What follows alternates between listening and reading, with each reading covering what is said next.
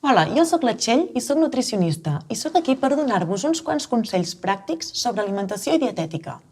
I avui m'agradaria parlar dels aliments de temporada, per tres motius molt interessants. Un primer, doncs, seria el nutricional, però també per motius ecològics i econòmics.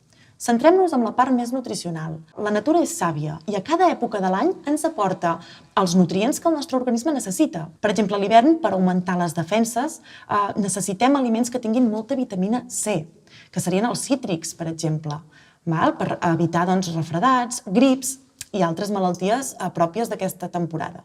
En canvi, a l'estiu, que el nostre organisme està sotmès a l'exposició solar moltes hores i, a més, necessita hidratar-se, els aliments propis d'aquesta època més calorosa són molt rics en aigua i antioxidants. Però, a més, si ara mirem la part més econòmica, també veurem més beneficiada la nostra economia local.